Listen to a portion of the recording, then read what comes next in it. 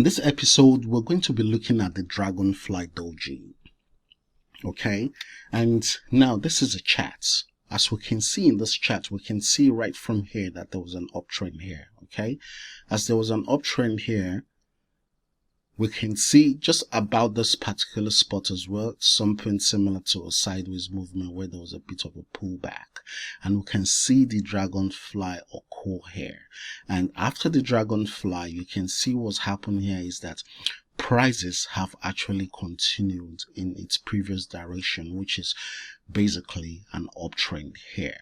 Okay, and as you can see in this chart, you see dojis forming at different spots as well. One thing I want to say about the doji is we really need to be careful whilst looking at the dojis, because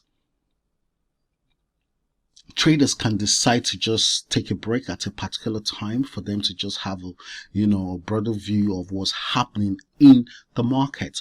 So in most cases, even though they give us an insight into a change in direction, okay, or a continuation of the previous trend, like we can see here where we had an uptrend and the market paused over here as well and continued in this previous direction, that on their own you have to be very, very careful.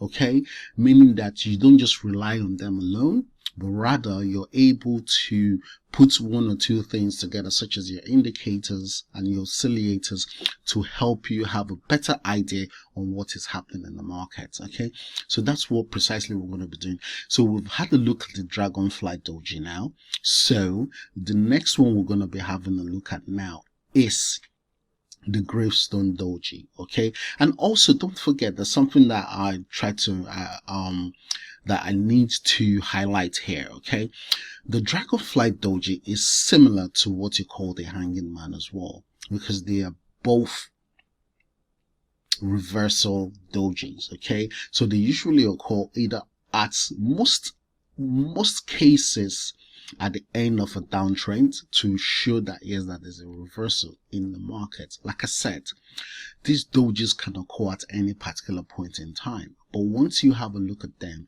it gives you an idea into what's happening, that there's now a sideways movement in the market where there's a struggle between the bulls and the bears on who really will be leading the advance.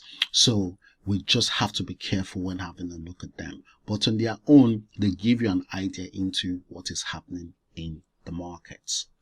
So the next we're going to be having a look at now will be the Gravestone Doji.